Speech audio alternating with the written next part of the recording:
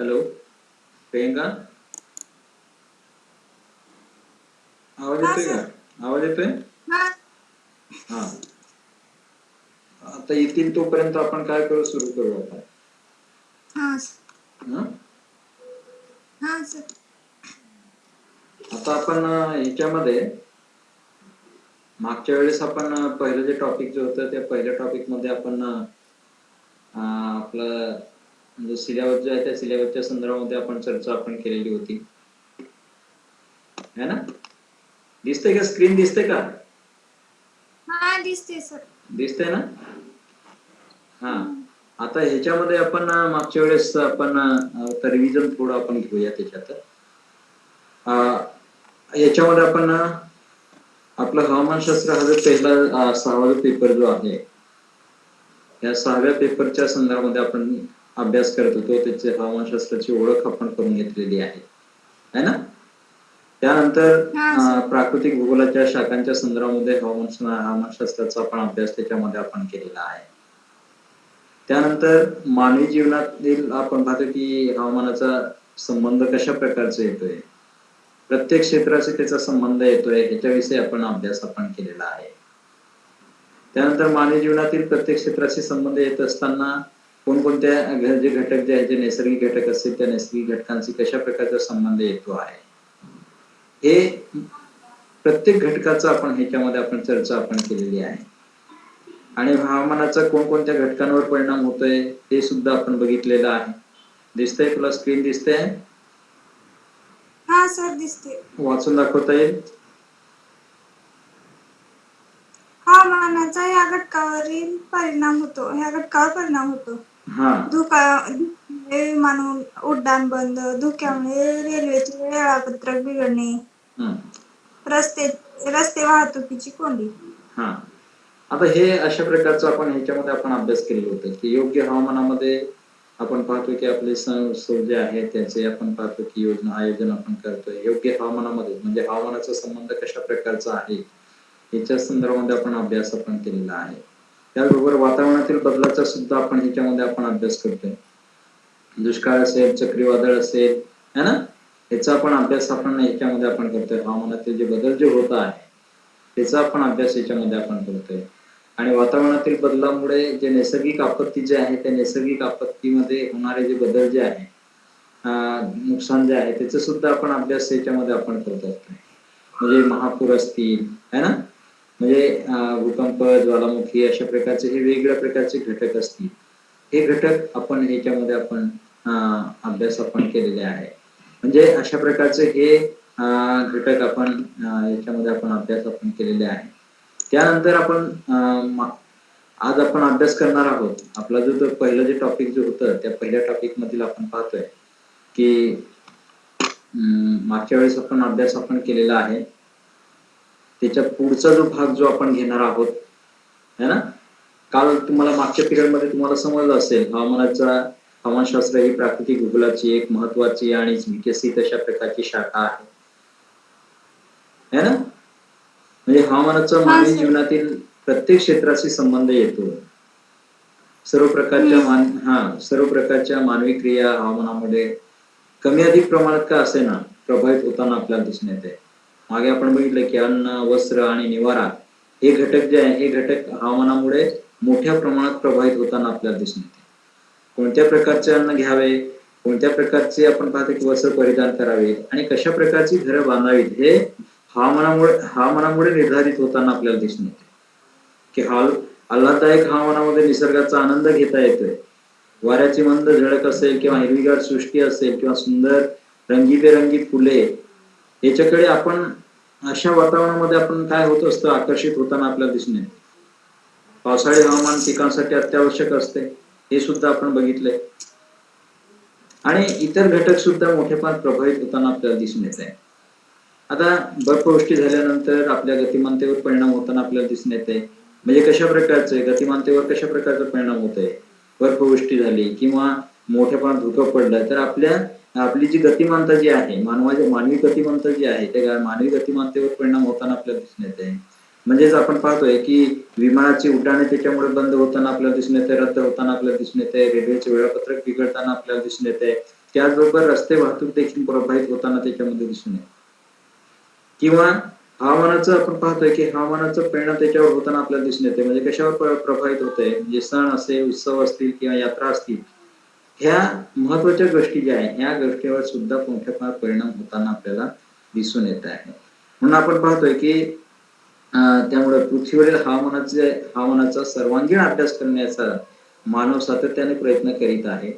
आजच्या आधुनिक काळात ही हवामानातील बदलाचा आणि हवामान विषयक घडामोडींचा अचूक अशा प्रकारचा अंदाज वर्तवण्यासाठी आपण पाहतोय की मानव अहोरात्र अशा प्रकारचा प्रयत्न करतो आहे आणि अचूक अशा प्रकारचे अंदाज मिळवण्याचा प्रयत्न हा मानव करतो आहे. दिवसेंदिवस या हवामानशास्त्रामध्ये किंवा मोठ्या प्रमाणात बदल होताना आपल्याला दिसून येत आहे. आता आपण ह्याच्यामध्ये आपण अभ्यास करणार आहोत की वातावरणशास्त्र व हवामानशास्त्र, वातावरणशास्त्र आणि हवामानशास्त्र हे जे घटक जे आहे हे घटक आपण अभ्यास करत असताना ह्याच्यामध्ये काय फरक आहे, वातावरणशास्त्र आणि हवामानशास्त्र याचा आपण अभ्यास आपण करतोय, ह्याच्यामध्ये काय फरक आहे हे आपल्याला घ्यायचं आहे. की वातावरणशास्त्र व हवामानशास्त्र किंवा याला आपण काय म्हणतोय, क्लायमेटोलॉजी अँड मेट्रोलॉजी असं आपण म्हणतोय. क्लायमेटोलॉजी आणि मेट्रोलॉजी. आवाज येतोय? हा येतोय सर. आता ह्याच्यामध्ये स्क्रीन दिसते ना पूर्ण? हा दिसते सर. हा, म्हणजे आपण पाहतोय की हे वातावरणशास्त्र आणि हवामानशास्त्र हे दोन्ही वेगवेगळ्या प्रकारच्या शाखा आहेत, परंतु एकमेकाशी पूरक अशा प्रकारच्या ह्या शाखा आहेत. म्हणजे हे जे वातावरणशास्त्र जे आहे ह्या वातावरणशास्त्राचा आणि हवामानशास्त्राचा जर आपण विचार जर आपण केला तर पृथ्वीवरील जे हवामान जे आहे त्या हवामानाचा अभ्यास कशामध्ये केला जातोय, वातावरणशास्त्रामध्ये सुद्धा केला जातोय आणि हवामानशास्त्र जे आहे ह्या हवामानशास्त्रामध्ये सुद्धा केला जातोय. म्हणजे आपण पाहतो की ह्या दोन स्वतंत्र अशा प्रकारच्या दोन शाखा आहेत, परंतु ह्या सगळ्या गोष्टींचा उहापोह, ह्या सगळ्या गोष्टींचा अभ्यास जो आहे ह्या सगळ्या गोष्टींचा अभ्यास कशामध्ये केला जातोय, त्या दोन्ही शास्त्रांमध्ये केला जातोय. म्हणजे क्लायमेटोलॉजी मध्ये सुद्धा केला जातो आणि मेट्रोलॉजी मध्ये सुद्धा यांचा अभ्यास केला जातोय. आता याच्यामध्ये आपण पाहतोय की वातावरणशास्त्र आपण याच्यामध्ये आपण हे दोन शास्त्र जे आहे हे दोन शास्त्र, एक हवामानशास्त्र आहे आणि एक दुसरं वातावरणशास्त्र जे आहे. आता याच्यामधील आपण पाहतो की एक एक घटक घेऊ, याच्यामध्ये काय फरक आहे, दोघांमध्ये काय फरक आहे ते आपण अभ्यास करूया. की याच्यामध्ये आपण पाहतो की पहिलं जे आहे ते म्हणजे कुठलं आहे, मेट्रोलॉजी. तुमचे जे आपण पाहतो की नोट्स वगैरे जे आहे ते नोट्स वगैरे घेत चला याच्यामध्ये. हा सर.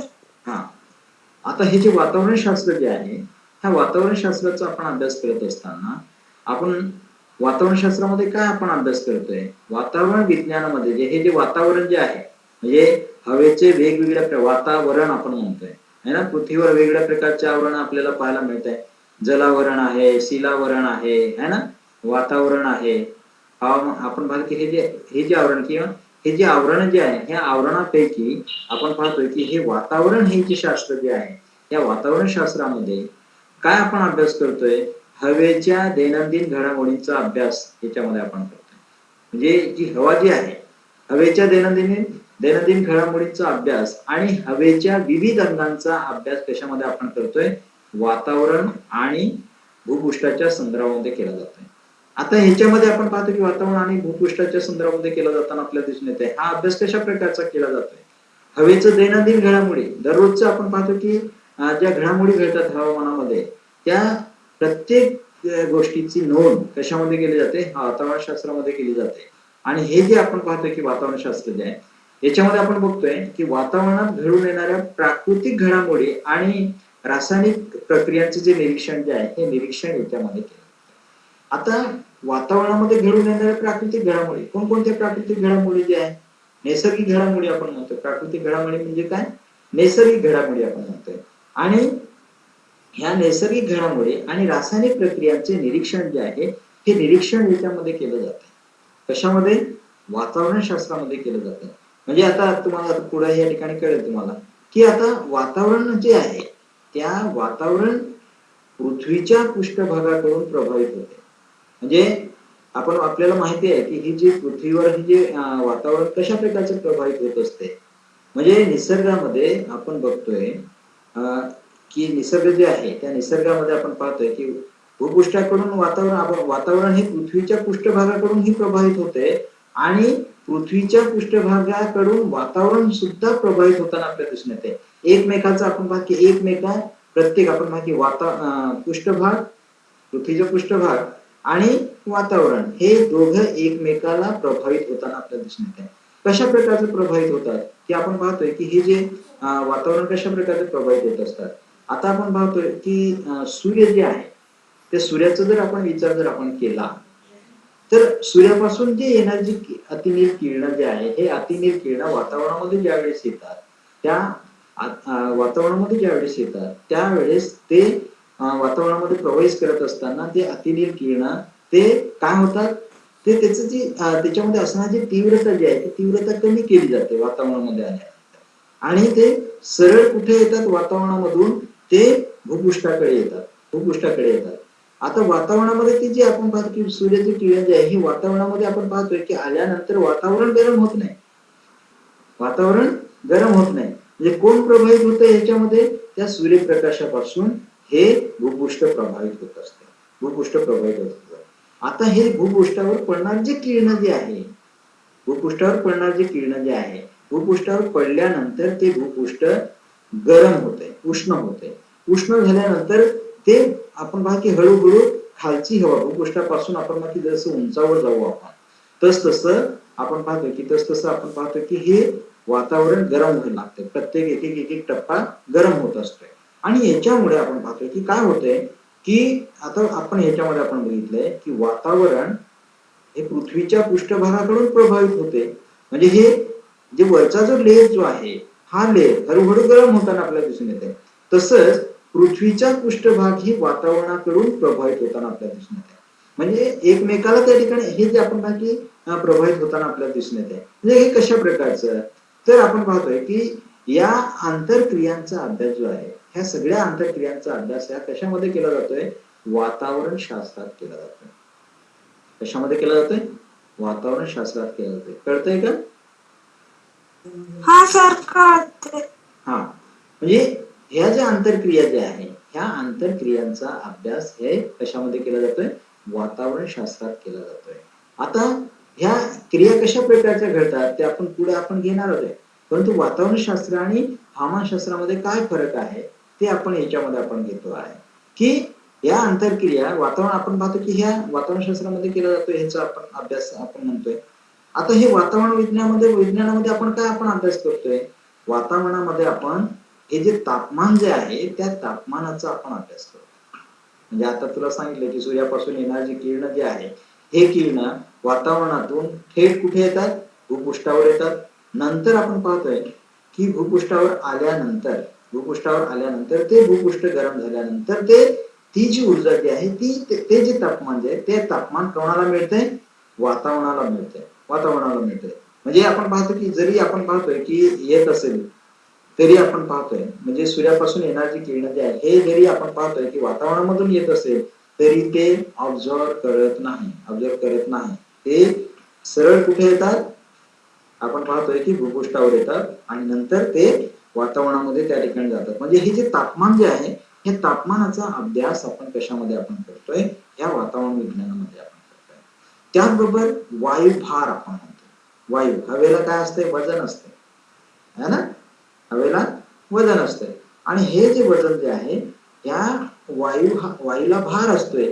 ह्या वायूभाराचा आपण अभ्यास कशामध्ये आपण करतोय ह्या वातावरण आपण पाहतोय की शास्त्रामध्ये केला जातोय. त्याचबरोबर आपण पाहतोय की वातावरणामध्ये आपण पाहतो की हे जे लेयर जे आहे ह्या लेयरच्या संदर्भामध्ये आपण विचार करत असताना आपण पाहतो की तपांबर आहे स्थितांबर आहे दलांबर आहे है ना हे किंवा आपण पाहतोय की हे वेगवेगळ्या प्रकारचे आपण पाहतोय की वातावरणामध्ये हे वेगवेगळ्या प्रकारचे लेयर आहे आणि ह्या लेयरांचा आपण विचार करत असताना हे जे लेयर जे आहे ह्या पृथ्वीवर वेगवेगळ्या प्रकारचे हवेचे भार आहे म्हणजे हवेचे लेयर म्हणजे हवेचे आपण पाहतो की थर जे आहे हे थर आहे आणि त्याला आपण काय म्हणतो वेगवेगळ्या प्रकारचे आपण पाहतो की त्यांना तपांबर असं आपण सुरुवात भूपृष्ठापासून आपण पाहतो की 11 किलोमीटर पर्यंतचा जो भाग जो आहे उंचीवर त्याला आपण काय म्हणतोय तपांबर आपण म्हणतोय. नंतर तपांबराच्या वरचा जो लेयर जो आहे त्याला आपण काय म्हणतोय स्थितांबर आपण म्हणतोय. ह्या स्थितांबरामध्ये काय स्थितांबर स्थित स्थित्यांबरामध्ये काय काय अभ्यास केला जातोय की स्थितांबर जो आहे त्या स्थितांबरामध्ये तापमान हे कसं असतंय स्थिर असते, तापमान स्थिर असते, त्याच्यामध्ये त्या ठिकाणी वाढही होत नाही आणि घटही होत नाही, म्हणून त्या थराला आपण काय म्हणतोय स्थितांबर स्ट्रॅटोस्फिअर असं आपण म्हणतोय. आणि त्या ढगांचे प्रकार जे आहे हे प्रकार सुद्धा आपण कशामध्ये आपण अभ्यास करतोय या वातावरण विज्ञानामध्ये आपण अभ्यास करतोय. किंवा आपण पाहतो की हवेची जी विविध अशा प्रकारची अंगे जी आहे, हवेची विविध अशा प्रकारचे अंग जे आहे त्या अंगाच्या संदर्भामध्ये आपण या संबंधी आपण संबंधीची माहिती आपण काय करतोय संकलित करून त्यावर जे भौतिक शास्त्राचे नियम जे आहे त्या भौतिक शास्त्राचे नियम आणि गणितीय परिमाण जे आहे त्या गणितीय परिमाण वापरून ही प्रक्रिया कशा प्रकारची केली जाते, कशा प्रकारची होते यांचा काही निष्कर्ष याच्यामध्ये आपण काढतोय किंवा त्याचे अनुमाने त्या ठिकाणी काढले जातात आणि ह्याचा आपण अभ्यास जो आहे हा याचा आपण अभ्यास वातावरण शास्त्रामध्ये आपण करतोय. म्हणजे सांगायचा उद्देश असा की वातावरण शास्त्रामध्ये वातावरणाच्या अल्पकालीन स्थितीचा अभ्यास केला जातो. वातावरण शास्त्रामध्ये वातावरणाच्या अल्पकालीन स्थितीचा अभ्यास केला जातो. आता उदाहरणार्थ समजा अल्पकालीन स्थिती म्हणजे काय की आता समजा आपण पाहतोय की सकाळी दिवस उगवल्यानंतरची आपण पाहतो की वातावरणाची जी परिस्थिती असते, वातावरणाची जी परिस्थिती जी असते, हवामानाची जी परिस्थिती जी असते, हवेची जी परिस्थिती जी असते ती परिस्थिती ही जसं आपण पाहतोय की सकाळी 7 वाजता वेगळ्या अशा प्रकारचं हवामान असते, त्यानंतर आपण पाहतोय की सकाळी आपण पाहतो की 9 वाजता वेगळ्या अशा प्रकारचं हवामान असते, त्याच हवामानामध्ये आपण पाहतो बघतोय की त्या ठिकाणच्या हवामानामध्ये दुपारी आपण पाहतो की 12 वाजता वेगळ्या प्रकारचं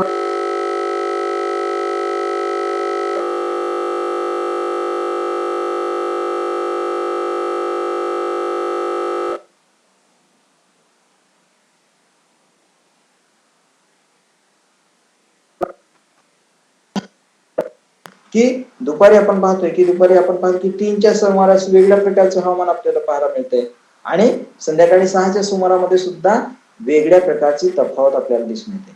म्हणजे ही जी तफावत जी आहे ही तफावत कशा प्रकारची आहे, ही स्थिती अल्पकालीन स्थिती जी आहे.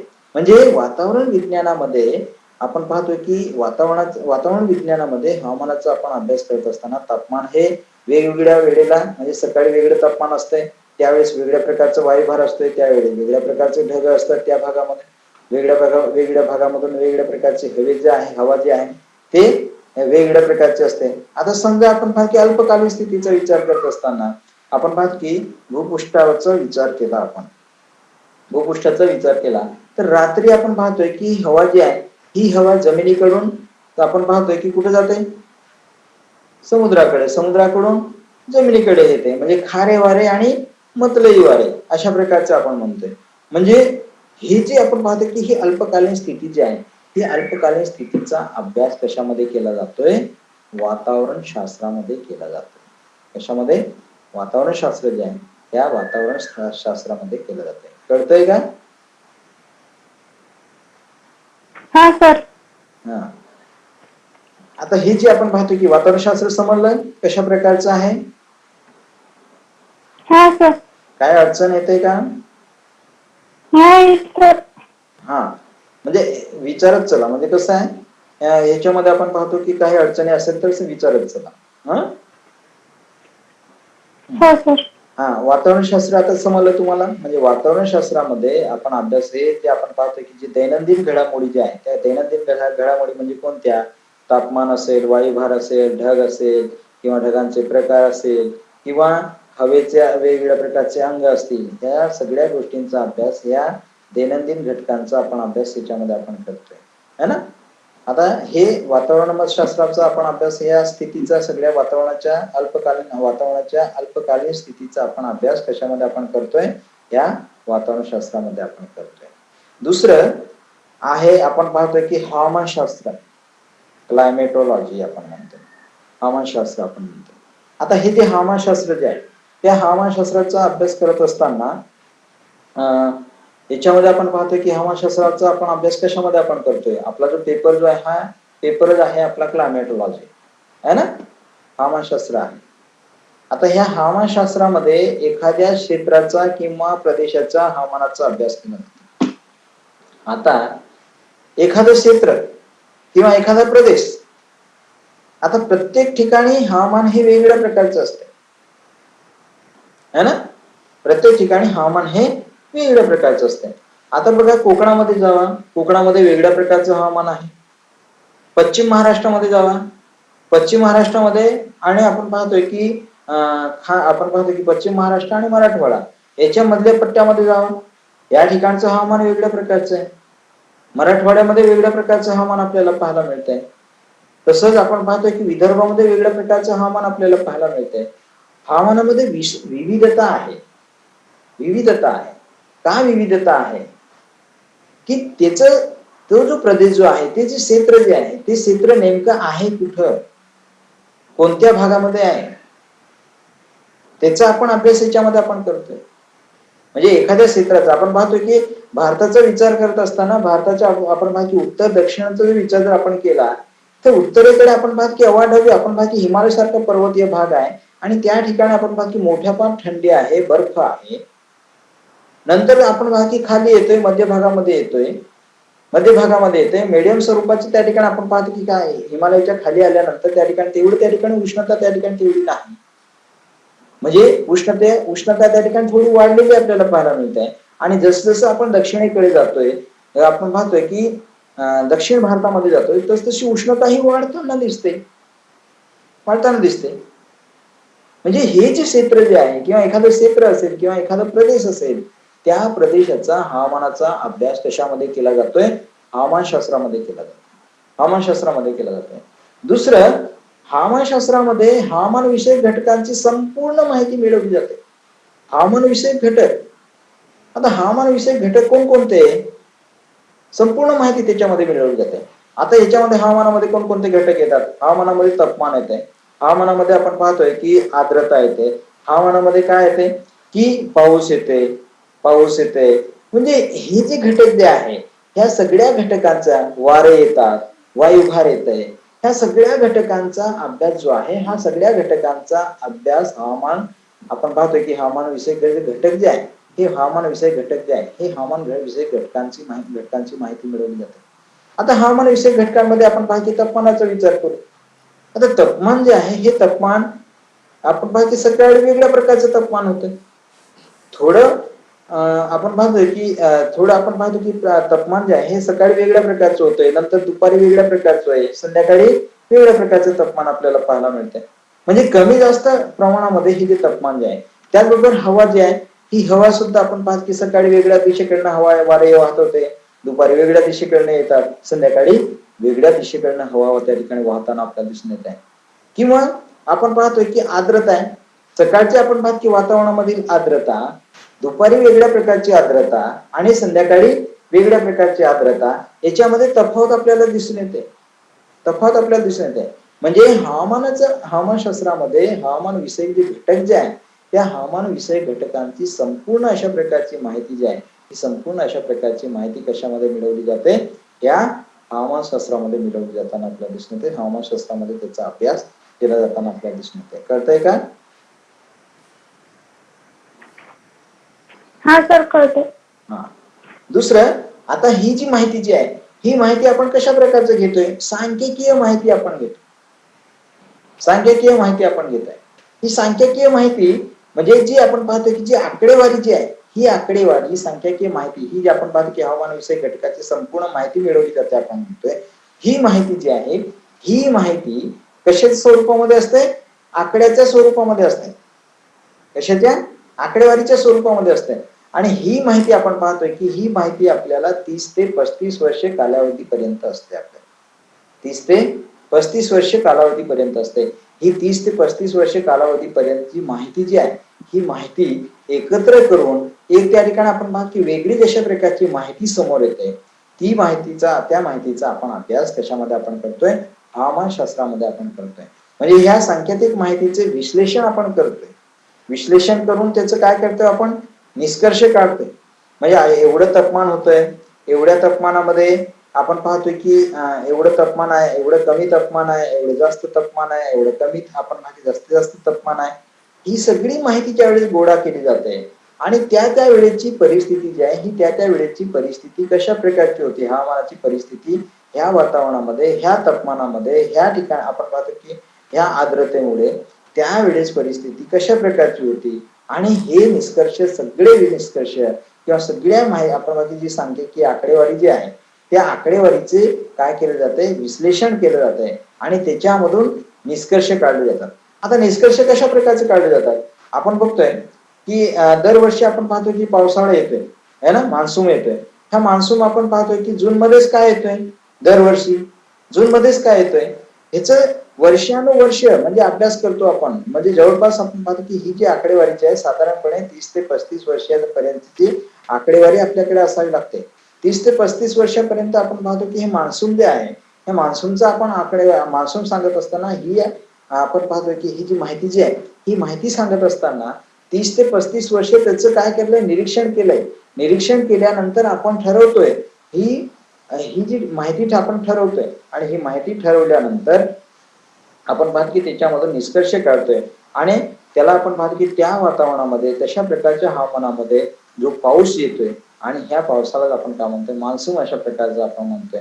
हे कोणत्या दिशेकडनं वारे येतात, ईशान्येकडनं येतात की आग्नेयेकडनं येतात की नैऋत्येकडनं येतात की वायव्येकडनं येतात. म्हणजे हे जे आग्नेयेकडनं येणार जे नैऋत्येकडनं येणार जे वारे जे आहे त्या वाऱ्यामुळे पाऊस पडताना आपल्याला दिसत आहे. म्हणजे अशा प्रकारचा निष्कर्ष आपण काढतोय त्यालाच आपण काय म्हणतोय, पावसाळा आपण म्हणतोय. असे निष्कर्ष आपण ज्यावेळेस आपण काढले जातात आणि अशा प्रकारची माहिती जी आहे त्या माहितीचं विश्लेषण आपण काय करतोय त्याच्यामध्ये आपण करतोय. त्याचबरोबर आपण पाहतो की जे दोन्ही शास्त्रातील अभ्यास विषय जो आहे म्हणजे कोणकोणता, तर मेट्रोलॉजी म्हणजे वातावरणशास्त्र आणि हवामानशास्त्र या दोन्ही शास्त्रातील अभ्यास विषय जो आहे हा कसा आहे, परस्पर पूरक आहे. काय आहे, परस्पर पूरक आहे. आता हा परस्पर पूरक कशा प्रकारचा आहे, हे दोन्ही शास्त्र जे आहे हे दोन्ही शास्त्र एकमेकाशी परस्पराशी निगडित अशा प्रकारचे शास्त्र, परस्पराशी कसे आहे, निगडित अशा प्रकारचे शास्त्र आहे आणि त्यांचा अभ्यास करण्याच्या पद्धतीमध्ये मात्र हा कसा आहे, मूलभूत अशा प्रकारचा फरक आहे. मूलभूत अशा प्रकारचा फरक आहे. आता मूलभूत फरक कशा प्रकारचा आहे, मूलभूत फरक जो आहे हा मूलभूत फरक काय आहे की हवामानशास्त्रामध्ये ही तोच अभ्यास केला जातोय है ना, आणि आपण पाहतोय की हा वातावरणशास्त्र जे आहे ते वातावरणशास्त्रामध्ये सुद्धा तोच अभ्यास केला जातोय. परंतु वातावरणशास्त्रामध्ये अत्यंत स्थानिक स्थितीचा किंवा अत्यंत कमी कालावधीचा म्हणजे अल्प कालावधीतला अभ्यास जो आहे हा अल्प कालावधीचा अभ्यास कशामध्ये केला जातोय, वातावरणशास्त्रामध्ये आपण केला जातोय, वातावरणशास्त्रामध्ये केला जातोय. आणि हवामानशास्त्रामध्ये हा जो अभ्यास जो आहे हा अभ्यास दीर्घकालीन परिस्थितीचा अभ्यास कशामध्ये केला जातोय, हवामानशास्त्रामध्ये केला जाताना आपल्याला दिसून येत आहे. म्हणजे दोन्ही आपण पाहतोय की हे जे शास्त्र जे आहे हे दोन्ही शास्त्रातील अभ्यास विषय जे आहे हे अभ्यास विषय कशा प्रकारचे आहे, एकमेकाशी पूरक अशा प्रकारचे आहे, पूरक अशा प्रकारचे आहेत आणि हे दोन्ही शास्त्र परस्पराशी निगडित अशा प्रकारचे असून त्यांच्या अभ्यास करण्याच्या पद्धतीमध्ये मात्र मूलभूत फरक आहे. अभ्यास करण्याच्या पद्धती ज्या आहेत त्या पद्धतीमध्ये काय आहे, मूलभूत अशा प्रकारचा फरक त्याच्यामध्ये आपल्याला पाहायला मिळतो आहे. म्हणजे त्याचबरोबर आपण पाहतोय की फरक हे दोघांमध्ये फरक आहे. मूलभूत अशा प्रकारचा अभ्यास करण्याच्या पद्धतीमध्ये मूलभूत फरक आहे.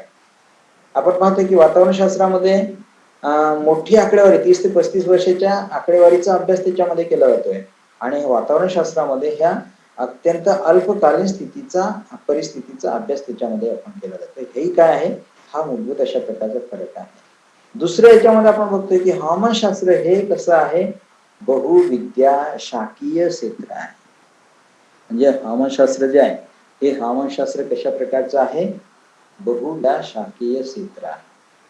बहुविद्या शाखीय क्षेत्र असून त्यामध्ये भौगोलिक दृष्टिकोनातून अभ्यास केला जातोय. वातावरणशास्त्रीय आणि संख्याशास्त्रीय पद्धतीचा उपयोग केला जातोय. म्हणजे हवामानशास्त्र जे आहे हवामानशास्त्र हे कशा प्रकारचं आहे, बहुविद्या शाखीय, बहुविद्या असंख्य अशा प्रकारच्या शाखा त्या कोणाच्या आहे, ह्या हवामानशास्त्राचं आहे.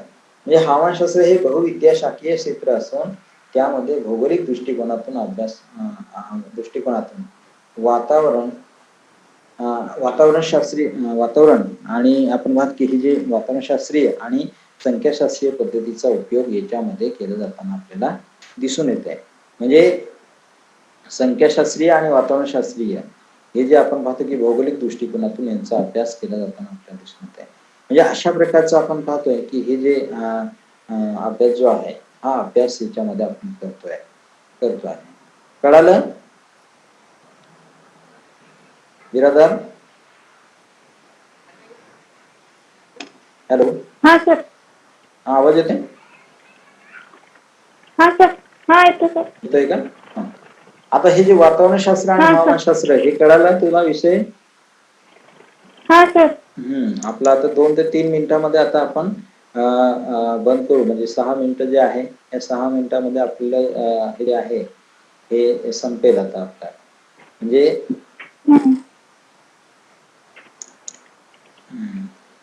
आता हे जे शास्त्र जे आहे ह्या शास्त्राचा आपण अभ्यास करत असताना वातावरणशास्त्राचा आपण अभ्यास करत असताना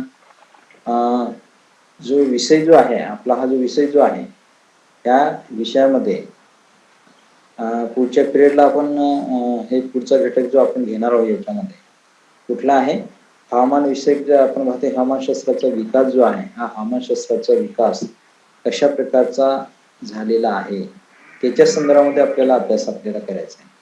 आता आपण याच्यामध्ये आपण काय काय घेतलंय काय काय बघितलंय? हवामानशास्त्र आणि वातावरण शास्त्र. हा दोघांमधील फरक आपण बघितलाय. हा. आता हे जे हवामानशास्त्र आणि वातावरणशास्त्र जे आहे याचा फरक आपण अभ्यास करत असताना याच्यामध्ये आपण मागील पिरियड पासून आपण अभ्यास करतो आहे की हवामानशास्त्र कशा प्रकारचं आहे हवामानशास्त्राचा कोणकोणत्या घटकांचा आपल्याला त्याच्यामध्ये अभ्यास करायचा आहे हवामानशास्त्रामध्ये हे करत असताना याच्यामध्ये हवामानशास्त्राची ओळख आपण करून घेतली. ओळख करून घेत असताना आपण पाहतोय की याच्यामध्ये मानव ह्या वातावरणामध्ये किंवा हवामानामुळे कशा प्रकारचा प्रभावित होतोय हे आपण अभ्यास केलेला आहे है ना प्रभावित होताना आपल्याला दिसतंय हे आपण अभ्यास केलेला आहे. म्हणजे हवामानामुळे कोणकोणते घटक प्रभावित होतात त्याच्यामध्ये प्रत्येक घटक हा प्रभावित होताना आपल्याला दिसून येत आहे. प्रत्येक घटक काय होते प्रभावित होताना आपल्याला दिसून येतो आहे आणि हा प्रत्येक घटक कशा प्रकारचं प्रभावित होतोय हवामानामुळे तर ह्या सगळ्या गोष्टींचा उहापोह जसं आपण सिलेबसला आपण सुरुवात करू तस तसं आपल्याला प्रत्येक गोष्ट जी आहे ती प्रत्येक गोष्ट आपल्याला कळत जाईल कळत जाईल. आता ह्याच्यामध्ये हा जो अभ्यास जो आहे हा अभ्यास करत असताना पुढच्या वेळेस आपल्याला पुढच्या पिरियडला आपल्याला काय घ्यायचं आहे पुढच्या पिरियडला आपल्याला अभ्यास करायचा आहे ते म्हणजे कुठला आहे हवामानशास्त्राचा विकास आपल्याला करायचा आहे. आता हे जे हवामानशास्त्राचा विकासाचा अभ्यास करत असताना हवामान जे आहे ते कशा प्रकारचं आहे आताच आपण बघितलं की हवामानामध्ये आपण काय काय आपण अभ्यास करतो वातावरणामध्ये किंवा हवामानशास्त्रामध्ये आपण कशा प्रकारचा आपण अभ्यास करतोय त्याच्यामध्ये तापमानाचा आपण अभ्यास करतोय वायुभाराचा आपण अभ्यास करतोय ढगांचा आपण त्याच्यामध्ये आपण अभ्यास करतोय किंवा त्यांचे प्रकार जे आहेत त्या प्रकाराच्या संदर्भामध्ये आपण त्याच्यामध्ये आपण अभ्यास आपण करतोय. म्हणजे हवेचे जे विविध अशा प्रकारचे अंग जे आहेत त्या विविध अशा प्रकारच्या अंगांच्या संबंधीची माहिती जी आहे ही संबंधीची माहिती काय करते संकलित त्या ठिकाणी केली जाते आणि त्यावरूनच भौतिकशास्त्राचे नियम जे आहे हे भौतिकशास्त्राचे नियम आणि गणितीय परिमाणे जे आहे हे गणितीय परिमाणे चे आपण वापरून ही जी प्रक्रिया जी आहे ही प्रक्रिया केली जाते काही निष्कर्ष त्याच्यामध्ये केले जातात किंवा अनुमाने त्या ठिकाणी काढली जातात आणि वातावरणशास्त्रामध्ये वातावरणाच्या अल्पकालीन स्थितीचा अभ्यास त्याच्यामध्ये केला जातोय. अशा प्रकारचा आपण अभ्यास याच्यामध्ये आपण केलेला आहे आणि हवामानामध्ये आपण पाहतो की हवामानविषयक घटकांची संपूर्ण माहिती त्याच्यामध्ये मिळवली जाते म्हणजे सांख्यिकीय माहिती असेल किंवा आपण पाहतोय की ही जी माहिती साधारणपणे कशा प्रकारची मिळवली जाते या संदर्भामध्ये आपण ह्याच्यामध्ये आपण चर्चा आपण केलेली आहे. आता पुढचा जो पिरियड जो आहे ह्या पुढच्या पिरियडला आपण हवामानशास्त्राचा विकास जो आहे ह्या हवामानशास्त्राच्या विकासाच्या संदर्भामध्ये आपण विचार आपण करणार आहोत. ओके